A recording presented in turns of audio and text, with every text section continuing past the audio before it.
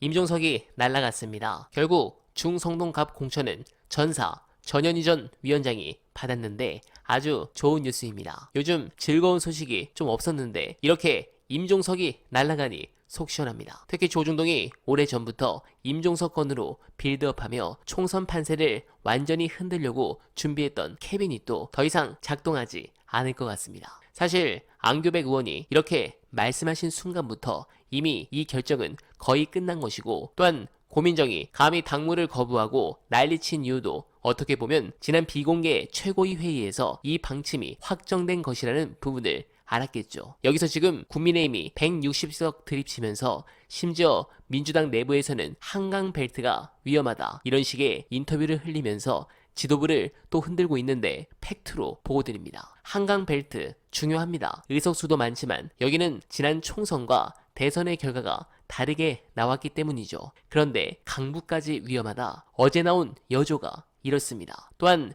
최근 나온 한강벨트 안심번호 여조를 보겠습니다. 전화 면접인데도 성동구의 경우 정당 지지율은 민주당이 앞서고 심지어 임종석인데도 앞서는 상황입니다. 또한 동작의 경우 취권 이수진이 나경원한테 지는 것으로 나오고 추장군은 나경원에 큰 차이로 지는 것으로 나오는데 여기도 정당 지지율은 박빙이고, 또한 추장군의 경우 민주당 지지층에서 지지율이 낮았는데 이건 이수진 조직이 아직 살아있을 때 여조라 이렇게 나온 겁니다. 지금은 완전히 상황이 달라졌을 겁니다. 이런 상황에서 서울이 위험하다 웃기는 소리입니다. 그런데 수박들이 여조로 장난치는 이유가 있었습니다. 탈당 카드로 막판 공천권에 관한 판을 흔들기 위해서입니다. 존재감은 없지만 악성 수박으로 평가된 박영순이가 낙지당으로 갑니다. 그리고 빠르면 내일 안으로 추가적인 탈당 2명이 예상된 상황입니다. 즉 분리수거가 제대로 된 상황입니다. 오늘 국민일보 보도에 따르면 새로운 미래 지도부 핵심 관계자는 박 의원이